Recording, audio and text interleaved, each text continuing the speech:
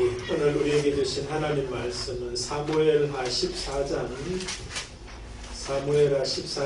21절에서 24절 구약성경 486페이지입니다. 우리 찾으셨으면 봉독하실 때 하나님의 음성으로 받으실 수 있기를 바랍니다. 우리 봉독하십시다. 왕이 여호와에게 이르되 내가 네 이름과 같이 가서 장사를 하러 오라니라. 요압이 여호와의 옆자리로 왕이 이르되 내 주 왕이여 중에 요압과 하시니 중이 왕 앞에서 내 군주를 원하나이다. 요압이 일어나 그술로 가서 사람으로 예루살렘으로 오니 왕이 이르되 그를 그의 집으로 가하여 내 얼굴을 볼 수 없게 하라니 압살롬이 자기 집으로 가고 왕의 얼굴을 보지 못하리라. 아멘. 여러분들 잘 지냈어요? 아멘. 새로운 한 주도 특별히 한 달도 우리가 오늘 주신 말씀을 기억하시면서 복되시기를 행복하시기를 주님 이름으로 축복드립니다. 오늘은 제목을 제가 건강한 가족, 행복한 가정 그렇게 붙여봤습니다. 여러분들 축복해드리고 싶어요. 여러분들의 가족이 건강한 가족이 되시고 행복한 가정이 되시기를 주님 이름으로 축복드립니다. 건강한 가족, 행복한 가정이라고 제가 제목을 붙였는데 어떤 의도에서 붙였는지 혹시 아시려나 모르겠어요. 어떤 의도에서 제가 건강한 가족, 행복한 가정이라고 붙였을까? 제 의도니까 여러분은 모르실 수 있겠죠. 짐작을 하실 수 있겠죠. 그래서 제가 의도한 건 이겁니다. 행복한 가정을 모든 사람들이 다 원하자는 얘기죠. 가정을 꾸리고 있는 사람들은 다 가정을 원합니다. 근데 행복한 가정은 그 구성원들 한 사람 한 사람 가족이 건강한 가족이 될 때 그 건강한 가족 구성원의 모임인 가정이 행복할 수 있다. 그런 의도에서 제가 이 제목을 붙였어요. 그런 의미에서 여러분들을 제가 다시 한번 한 분 한 분이 건강한 가족이 되시길 바랍니다. 그러면 여러분들의 또 가정도 행복해질 수가 있고 행복해지는 씨앗이 여러분들이 되는 거예요. 그렇게 해서 정말로 모든 가정들이 다 행복하셨어요. 이미 행복하시다면 감사한 일이고 그렇지 못하다면 행복한 가정으로 다시 세워지는 그런 귀한 기회가 되셨으면 좋겠어요. 자, 오늘 보면은 이제 본문에 보면은 한 가정에 다윗이라고 하는 아버지와 아들이라고 하는 압살롬의 이야기가 나옵니다. 또 국가적으로 본다면 한 국가의 왕인 다윗과 한 백성인 압살롬의 이야기. 그렇죠. 압살롬. 또 한 백성인 또 요압도 이제 그런 모습도 볼 수가 있습니다. 그래서 저는 오늘 본문 속에서 다윗과 압살롬을 중심으로 한번 살펴볼게요. 우리가 특별히 5월달을 가정의 달로 우리가 다들 알고 또 지키고 있지 않습니까? 그래서 우리의 가정을 하나님이 말씀하시는 가정과 한번 점검해 보는 그런 시간이 되면 좋겠다 싶은 거죠. 본문의 배경은 여러분들이 잘 아실 거예요. 압살롬이 자기 누이 동생 다말이 배다른 자기 형님인 암논에게 강간을 당하는 거죠. 소위 말해서요. 겁탈을 당하는 거죠. 그래서 이제 다말이 이제 힘들어해. 그래서 이제 압살롬이 있다가 너무 힘들어하지 말라 하는 그런 이제 위로를 하는 어떤 그런 모습을 보고 자기 집에서 이제 그 누이 동생을 이제 함께 있죠. 그래서 이제 다음 해쯤이 되겠죠. 이제 다음 해쯤이 돼서 양떼들의 틀을 깎는 어떤 그런 소위 잔치라면 잔치인 날이죠. 아버지도 부르고 초청하고 이제 형제들 다 초청하는 어떤 그런 시간을 가진 다음에 암논을 죽이는 사건이 벌어집니다.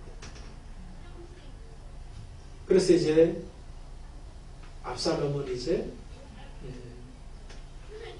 도망치죠. 그 술이라고 하는 지역으로 이제 도망쳐가게 돼서 세월이 이제 3년이라는 세월이 흘러요.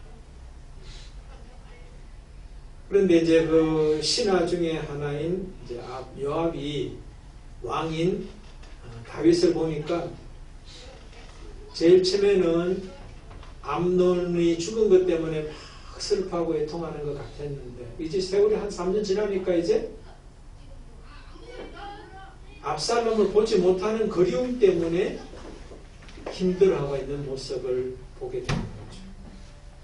그래서 이제 요압이라고 하는 사람이 드고와의 지혜로운 여인을 이제 불러서 압살롬을 데려올 수 있는 기회를 만들기 위해서 형제가 둘이 있었는데 형이 동생을 죽였다. 그 다음에 그 동생을 죽인 형을 동네 사람들이 또 죽이려고 한다. 그런데 자기 남편은 이미 없다. 그럼 이제 형이 동생을 죽였지만 형까지도 동네 사람들이 죽여버리면 이제 후손이 연결이 안 된다라고 하는 이야기를 하게 되죠. 그러면서 이제 어떻게 하면 좋겠냐라고 했을 때 다윗이 이제 내가 그 첫째를 지켜주겠다 하는 그런 이야기를 하게 됩니다. 근데 그 이야기를 하는 이유가 실제적으로 그 사건이 있어서가 아니라 뭐예요? 암논과 압살롬의 사건을 이제 빗대서 하는 이야기거든요. 그러면서 이제 다윗 왕이 압살롬을 이제 데려올 수 있으면 좋겠다 하는 그런 이야기를 하려고 지금 이야기합니다. 그래서 이제 오늘 그 이야기를 듣고 이 사람들이 이제 압살롬 데려오라고 하는 그 이야기라고 하는 것을 이제 눈치를 채게 됩니다. 그리고 이제 그 일을 이제 요압이 주도해서 드고와의 여인과 이제 연합해서 이제 그런 사건을 지금 이야기하고 있다는 걸 이제 깨닫게 되면서 오늘 본문이 시작되는 거예요. 왕이 요압에게 이르되 내가 이 일을 허락하였으니 압살롬 이제 데려오는 그 일을 허락하였으니 가서 청년 압살롬을 데려오라 그런 이야기를 합니다. 그래서 이제 요압이 왕에게 자기에게 은혜 베풀어 주신 것을 감사합니다 라고 하면서 이제 그 술에 가서 압살롬을 예루살렘으로 데려와요. 그런데 왕이 뭐라고 하냐면은 데려오더라도 압살롬의 집으로 가게 하고 내 얼굴을 보지 못하게 해라 하는 그런 전제를 이야기합니다. 그래서 이제 압살롬은 돌아오긴 돌아왔지만 자기 집에 이제 있게 되고 오늘 보면 그 뒤로 가보면 또 2년 동안 다윗을 만날 수 없는 어떤 그런 형편에 처하게 되는 어떤 그런 모습으로 이제 나타나네요. 자, 그런데 오늘 본문은 이제 21절에서 24절에 이래 보면은 가족과 가정이라고 하는 어떤 그런 의미에서 이제 오늘 본문을 살피기 때문에 다윗 아버지와 아들 압살롬의 어떤 그런 중심으로 오늘 본문을 살펴보면은 다윗의 가정, 압살롬의 가정은 어때요? 행복한 가정인 것 같아요? 아닌 것 같아요? 본문만 보면 그죠? 네, 행복한 가정이 아니에요. 그럼 왜 행복한 가정이 안 될까? 못 될까? 먼저 행복한 가정의 전제가 뭐냐면은 그 가정의 구성원인 가족 한 사람 한 사람이 건강한 사람이 되어야 된다는 거예요. 건강한 가족 구성은 한 사람 한 사람이 모여서 그 가정이 행복한 가정이 될 수 있거든요. 근데 오늘 다윗과 압살롬을 보면 가족 구성원으로서 이들이 얼마나 건강한 가족인가라고 하는 것을 한번 생각해 볼 필요가 있더라 하는 거죠. 그래서 겉으로 우리가 볼 때 불행한 것처럼 보이는, 최소한 뭐 행복해 보이진 않는 어떤 그런 가정의 모습이라면 그 구성원인 가족 구성원 아버지와 아들의 모습에서 건강의 어떤 그 정도가 어느 정도인가 하는 것들을 한번 살펴볼 필요가 있다는 겁니다. 또 건강이 또 그러면 뭐냐? 건강한 가족이 뭐냐라고 하는 것을 질문해 볼 필요가 있을 것 같아요. 자, 우선 우리가 이 본문에 그 정도로 놔두고 우리 자신들이 그리고 또 우리 대부분의 사람들이 행복한 가정이다 그렇게 생각하면은 기본적으로 생각하는 게 있잖아요. 그게 어떤 거예요? 많은 사람들이 행복한 가정 하면은 이것이 행복한 가정이다 그렇게 이야기합니다. 제가 먼저 사전을 찾아보니까 행복이란 말이 이렇게 돼 있더라고요. 삶의 자리에서 만족과 기쁨이 있어서 흐뭇한 상태, 그걸 행복이라고 이야기합니다. 충분히 동의되죠, 그죠? 삶의 자리에서 만족이 있어요, 기쁨이 있어요. 그래서 흐뭇해. 그게 행복이라고 단어 그 설명을 하고 있더라고요. 한마디로 말하면 흐뭇한 거예요. 근데 흐뭇한 내용이 뭐냐면은 만족과 기쁨이 있으므로. 근데 여러분들 만족과 기쁨의 때 내용을 또 들어가 봐야 되잖아요. 무엇으로 만족하고 무엇으로 기뻐하느냐가 중요하지 않겠어요? 네. 근데 만족과 기쁨의 그 알맹이를 사람들은 또 무엇을 가지고 만족과 기쁨을 얻느냐라고 하는 것을 한 번 더 질문하면은 아픈 사람들은 뭐예요? 건강한 것이 만족과 기쁨의 내용이 돼서 흐뭇할 수 있지 않겠나 그런 생각을 한다는 겁니다. 뭐 그것이 틀린 것은 아니지만 또한 부분적이다. 핵심은 아닌 것 같아요. 오늘 본문에 보면은 그 다윗이나 압살롬 다 건강했잖아요. 근데 아픈 모습은 없잖아요. 육체적으로. 근데 불행해. 그러니까 건강만 있어가지고 행복해질 수 없다. 이렇게 말합니다. 또 그럼 우리가 살고 있는 이 시대의 어떤 그 자본주의 시대, 돈이 있어야 된다. 그렇게 생각한다면 여러분들도 돈이 좀 있었으면 좋겠다 그런 생각하죠. 그렇죠? 그게 행복의 어떤 근거인 만족과 기쁨을 주는 어떤 그런 내용일 거다. 그런 생각을 합니다.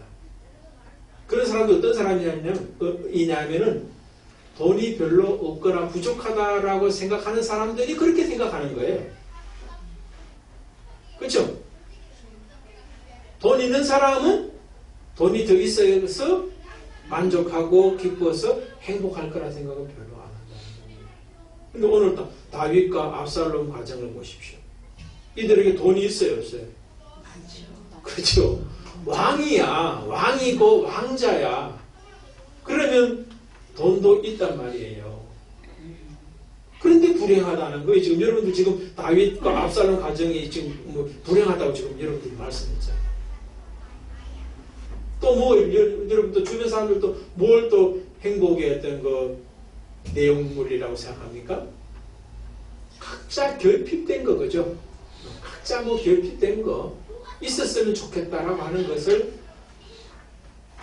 바라면서 그것이 채워지면 만족과 기쁨이 있어서 흐뭇해진 행복이 아니겠나 생각한다는 겁니다.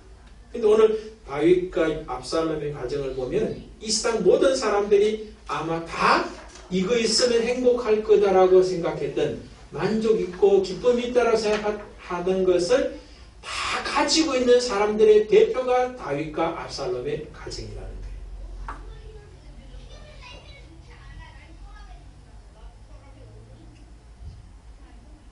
그러니까 소위 말해서 뭡니까? 이 세상 모든 사람들이 다 바라는 것이 다 있어도 행복한 가정이 안 되더라 하는 이야기를 성경이 말씀하겠다는 거예요. 그럼 여러분들 이런 생각하겠죠. 그래도 있어 왔으면 좋겠다. 건강 없는 사람 건강해 봤으면 좋겠다. 건강해 보고 난 다음에 행복을 또 질문해 봐야 되겠다. 그런 생각할 수 있을 거예요. 근데 그런 사람들이 뭐예요? 일생 그러다가 죽는다는 거지, 문제는. 그러니까 행복을 찾아서 나서는데 행복의 내용인 만족과 기쁨을 주는 그 알맹이가 자기식으로 생각하다가 생각하고 그것을 쫓아가는데 쫓아간다고 얻지도 못하다가 그냥 죽는다는 거예요. 근데 진짜 행복은 내가 생각하는 것, 결핍된 것, 있었으면 좋겠다라고 하는 것이 채워진다라고 될 일이 아니라는 것을 다윗과 압살롬의 이 가정이 왕의 가정, 왕자의 가정에서 모든 사람들이 추구하는 것 이미 다 있음에도 불구하고 행복하지 못하고 어쩌면 불행한 모습이라고 하는 이유는 행복의 근거인 만족과 기쁨을 주는 내용물이 이상 많은 사람들이 생각하고 쫓아가고 있는 그것이 결코 아니다. 그럼 뭐냐? 이제 이런 질문을 또 하게 되는 거죠. 오늘 예전에 이런 본문을 내보면서 또 이제 묵상을 하면서 뭔 생각했냐면요.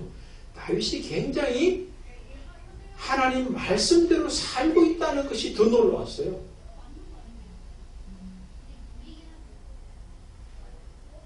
하나님 말씀대로 산다는 말은 다른 말로 하나님이 뜻대로 지금 살고 있다. 그렇게 볼 수 있는데, 그럼 여러분들 한 가정을 향한 하나님의 뜻이 뭐예요? 뭐겠어요? 가정이 행복하기를 원하시는 게 하나님의 뜻이에요. 그렇지 않아요? 근데 오늘 현실은 지금 다윗의 모습을 보고 이제 압살롬은 오늘 본문에 나타나지 않지만 그 뒤에 보면은 압살롬도 건강한 가족인가? 라고 하는 질문을 해보면은 조금 우리가 건강한 가족이 되지를 못했다라는 생각을 할 수 있어요. 겉으로 볼 때는 건강한 가족처럼 보이는데 그렇지 않다라고 하는 것이 제가 보는 제게 보여주신 하나님의 말씀인 것 같더라고요. 겉으로 볼 때는 지금 그 아버지 그 다윗, 그 다음에 좀 더 확장하면은 왕으로서의 어떤 그런 다윗까지도 이래 살펴본다면, 먼저 이제 아버지로서의 다윗과 아들로서의 압살롬 모습을 살펴본다면, 아버지 다윗의 모습으로서 아들 압살롬을 대하는 어떤 그런 태도에서 하나님의 뜻을 이루려고 애쓰는 것 같아요. 어떤 면이 그렇냐?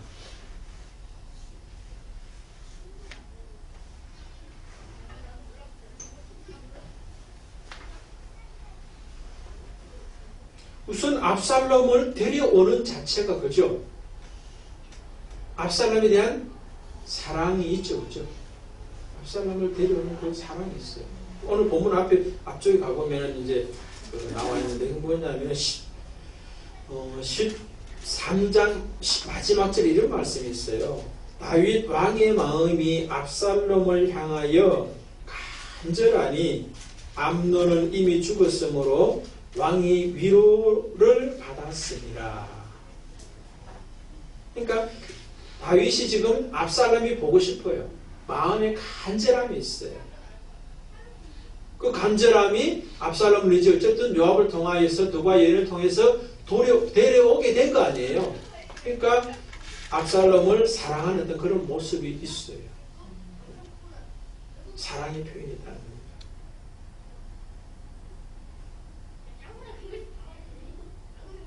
또 한쪽의 모습은 또 압살롬에 대한 어떤 그 다윗의 어떤 그 모습에서 이런 모습이 있습니다.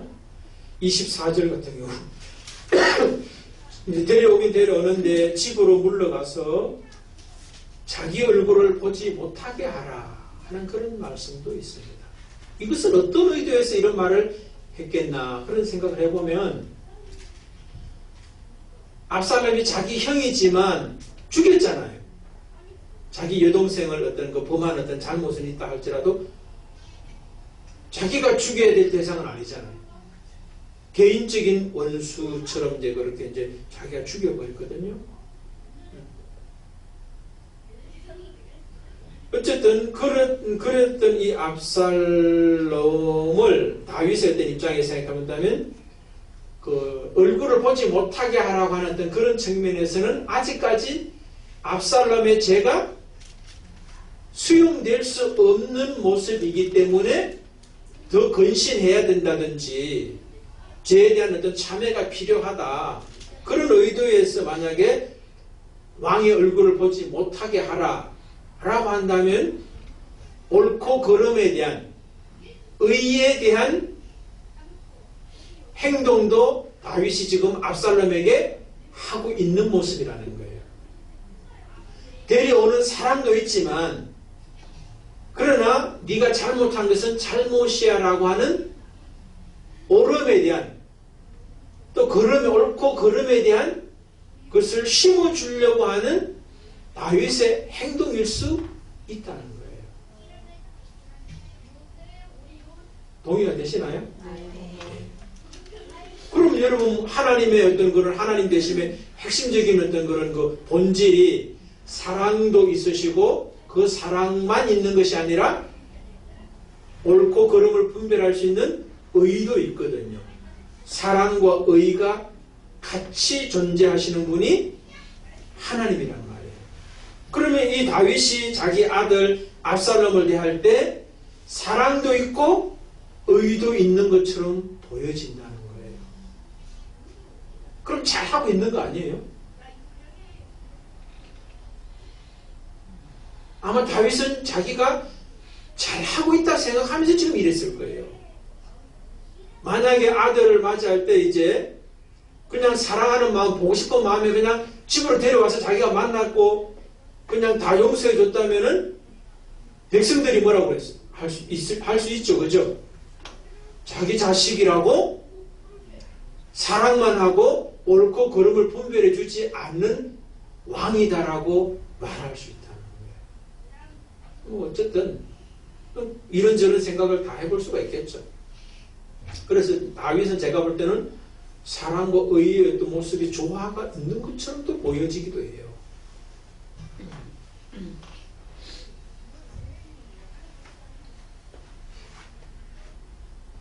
그럼 여러분 하나님 말씀대로 지금 다윗이 잘 하고 있는데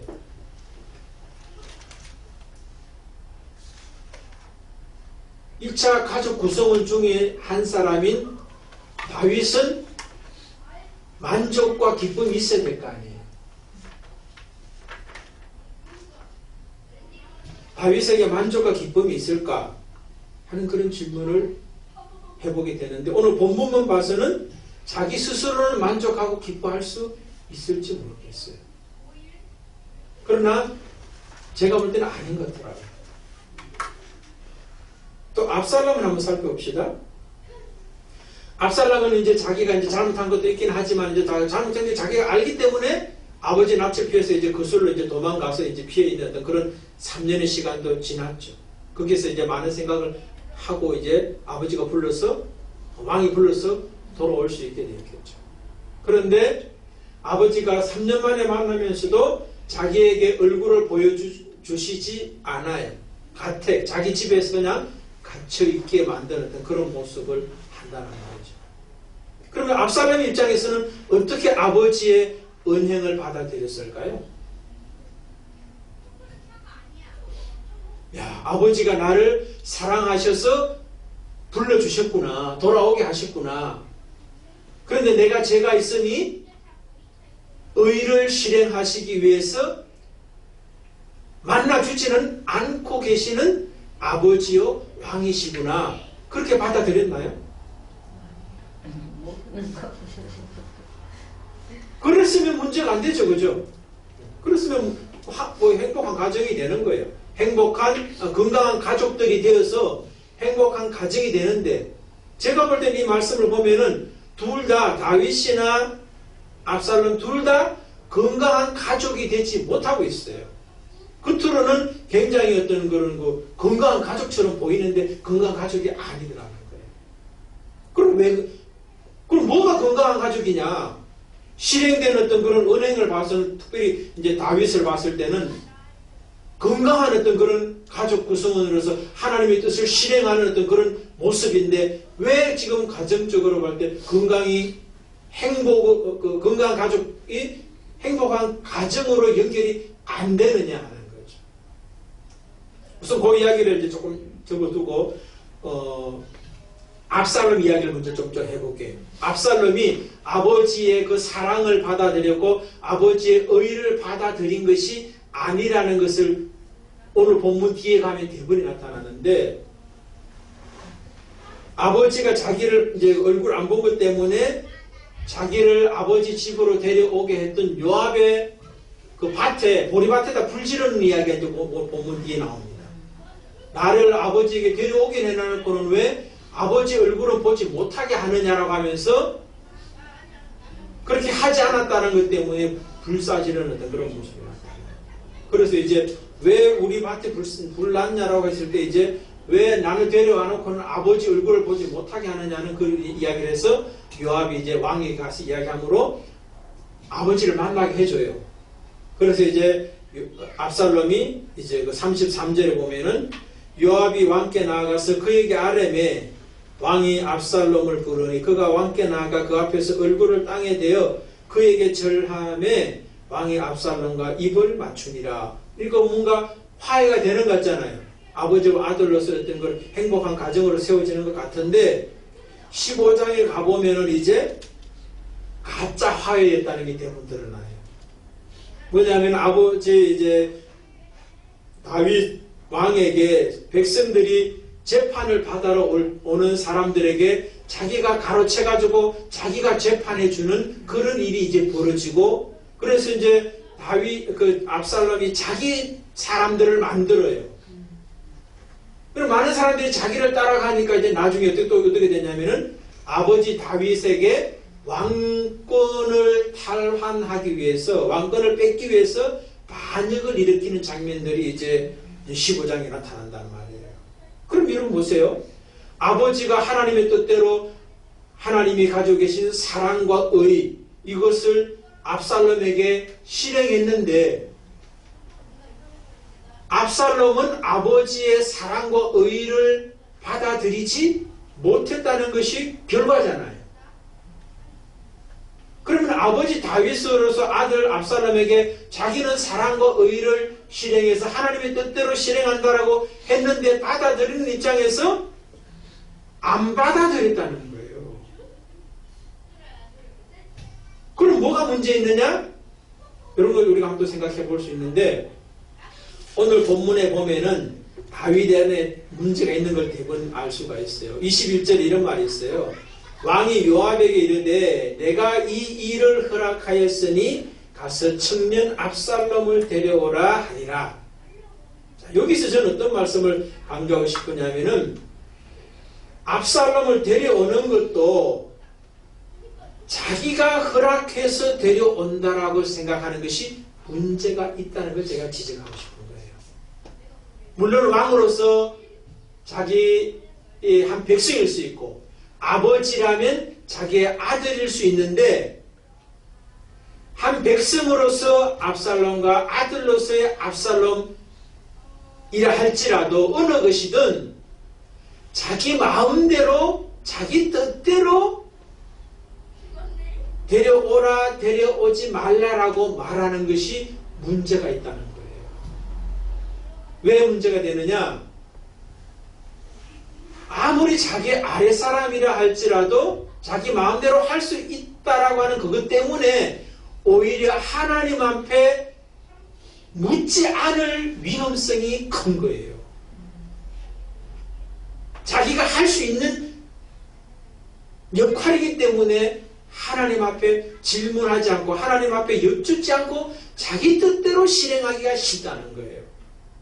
오히려 자기가 감당할 수 없는 같은 일을 실행해야 된다면 하나님께 은혜를 구하고 하나님의 도움을 구하는 그런 작업들이 펼쳐질 텐데, 오늘 다윗의 모습에서는 하나님 압살롬을 데려올까요 말까요 라고 하는 질문하는 거라든지 기도하는 거라든지 뜻을 구하는 모습이 전혀 보이지 않는다는 것이, 다윗이 압살롬을 데려오는 데 있어서 사랑과 의를 실행하는 것처럼 보이지만 그 실행의 껍데기는 사랑과 의가 다 있지만 본질인 내용의 핵심인 사랑과 의의 자체이신 하나님하고 지금 연결점이 보이지 않는다는 것이 문제라는 거예요.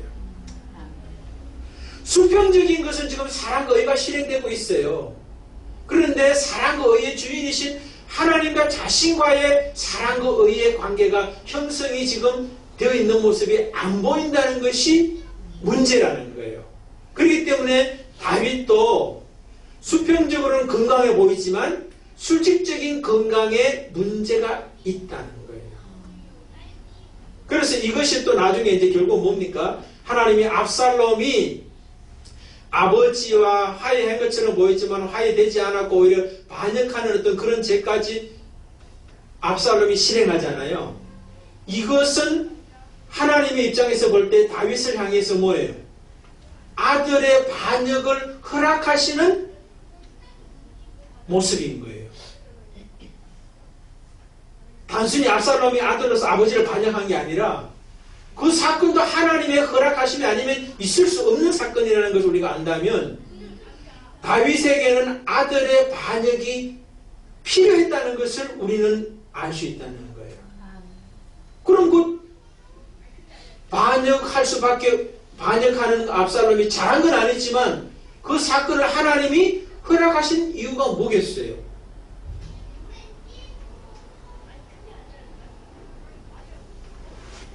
뭐겠어요? 그 사건이 일어남으로 말미암아 다윗이 배워야 할 것이 있다는 것을 말씀하고 있는 거예요.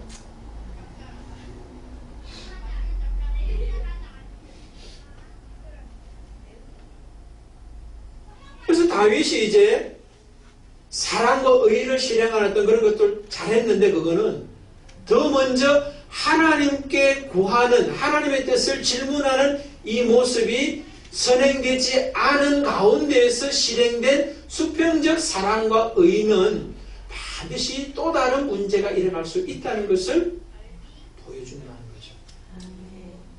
만약에 압살롬 입장에서도 마찬가지예요.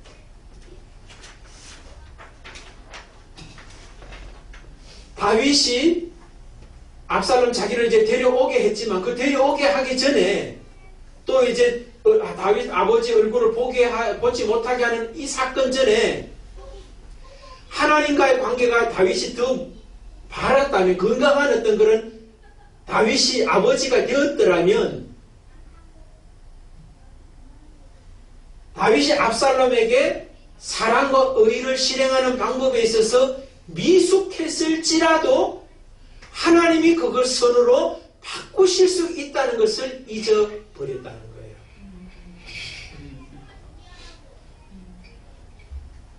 수직적인 것이 더 우선되었더라면 데려와서 보지 못하는 어떤 그런 상황을 만들었더라도, 다윗은 그렇게 만들었더라도 하나님이 압살롬의 마음을 아버지를 향한 미움과 나라를 향한 반역하는 그런 모습으로 이끌어가지 않으시는 분이 하나님일 거라는 거예요. 하나님을 우선하지 않은 자기가 하나님의 방식대로 실행한다고 해서 하나님의 뜻이 이루어지는 게 아니라는 거예요. 그렇기 때문에 하나님은 뭐예요? 네가 아무리 내 뜻대로 실행했다 할지라도, 수평적 관계에서 실행되었더라도 그거보다 더 먼저 있어야 될 수직적인 사랑과 의의 관계, 하나님과 자기와의 관계, 다윗과의 관계가 먼저 실행되지 않은 것을 문제 삼고 있기 때문에 압살롬의 사건을 통해서 다시금 하나님을 찾을 수밖에 없는 시간으로 만든다는 거죠. 그래서 다윗이 지금 압살롬에게 쫓겨가면서 하나님을 찾게 되거든요.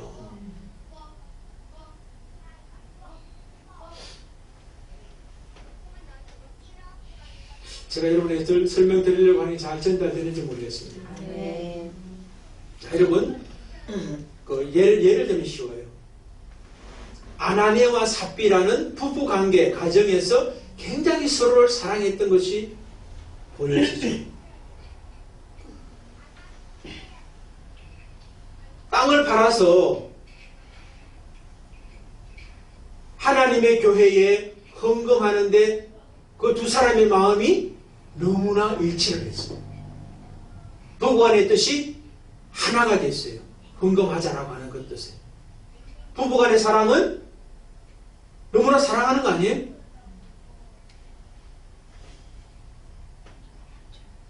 쉽지 않잖아요. 예를 들게 그냥 여러분들이 그냥 충분히 그럴 수 있다 생각할 수 있지만 만약에 여러분 1억을 헌금을 하자 하나님 앞에 부부가 하나 되기 쉬워요, 어려워요? 그거하고 같은 거예요. 그런데 1억을 헌금하자 했는데 그래 합시다 라고 하는 이야기를 하기가 두 사람 사이에 합의가 됐어. 얼마나 두 사람 마음이 잘 맞는 거예요. 근데 그게 그 가정이 행복한 가정이라고 성경은 말하지 않는다는 거예요. 행복한 부부라고 말하지 않는다는 거예요. 그 이유가 뭐예요? 수평적인 건 너무 둘이가 사랑했는데 뜻이 맞았는데 성령을 속인 사건이 되어버린 거예요. 수직적인 것이 정립이 안 된 가운데서 지금 이걸 하고 있다는 거예요. 근데 수직적인 것도 돼 보이죠, 그죠? 1억을 교회 앞에 헌금을 하겠다고 하는 것처럼 보이니까 된 것처럼 보여요. 그런데 성령을 속인 사건이 되어버린 거예요. 그러니까 성령을 속인 사건이 되니까 부부간에 아무리 좋아 보이는 것고 100% 뭐 잘 맞는 어떤 사람인 것처럼 부부처럼 보이고 하나님 앞에도 교회 앞에도 너무나 100% 잘하는 것처럼 보이지만 성령을 속인 그런 수직적인 것이 안 되니까 죽은 자가 되었다. 둘 다. 그러니까 불행에 빠진 거예요. 그러니까 그게 행복이 아니라는 이야기를 하고 있다는 거예요. 반대로 겉으로 볼 때는 이게 진짜 완전히 그냥 뭐 원수 집안처럼 보이는데도 그것이 행복이라고 말하고 있는 게 아브라함과 이삭이에요. 아버지가 아들을 죽이려 하잖아요. 그게 어떻게 가정의 행복이에요? 그런데 성경은 그게 행복이라고 말해요. 겉으로는 아버지가 죽이고 자식은 아버지가 죽임을 당해야 될 그 현재 모습이에요.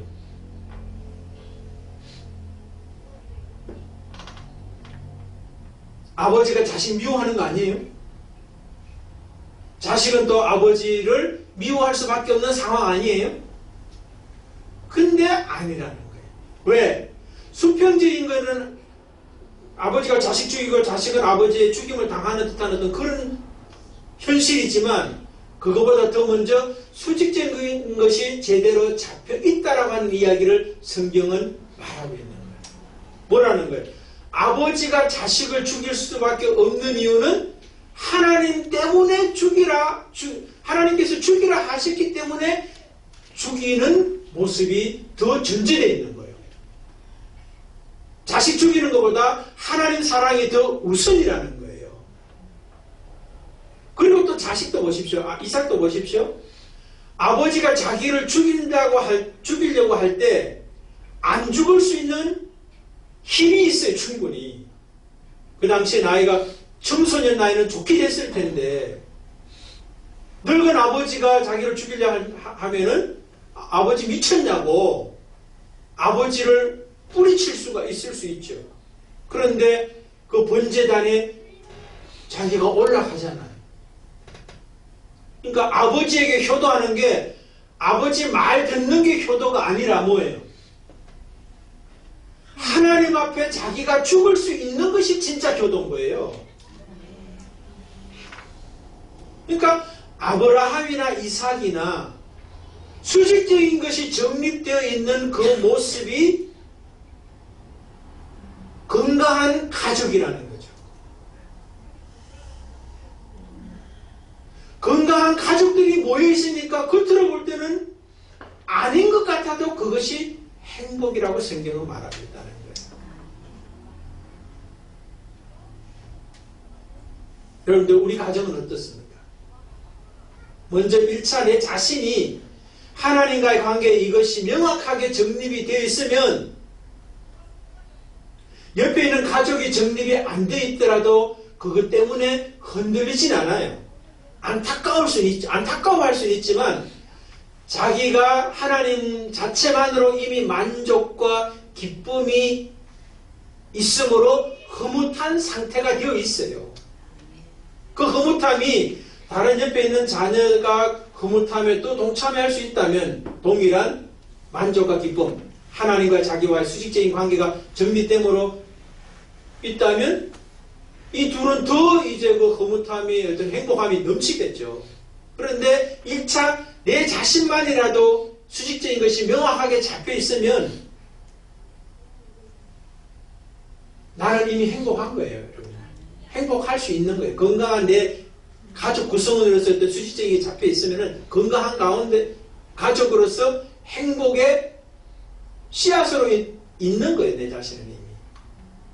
그리고 내 자신 스스로도 뭡니까?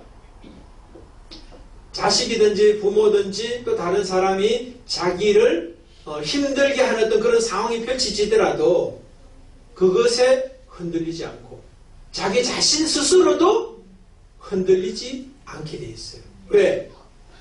중심이 딱 잡혀있기 때문에 우선순위가 맞춰져 있기 때문에 그리고 더 나아가서 그렇지 못한 가족들에게 수직적인 것이 잡혀질 수 있도록 돕는 자가 되겠죠. 그래서 전국적으로 이제 어떻게 됩니까? 하나님께서 그 자신과 가정에 주신 그 행복을 제대로 누릴 수 있고 더 나아가 또 다른 가정에게 전할 수 있게 세워주시는 은혜를 경험하게 된다는 거예요. 그러니까 여러분 우리가 겉으로 보이는 어떤 그런 모습에서 수평적인 데서 아무리 막 행복해 보이더라도 그것이 행복이 아닐 수 있다. 내 자신이 하나님 앞에 수직적인 관계가 명확하게 정립된 사람들의 모임만이 행복한 가정의 핵심이라고 합니다.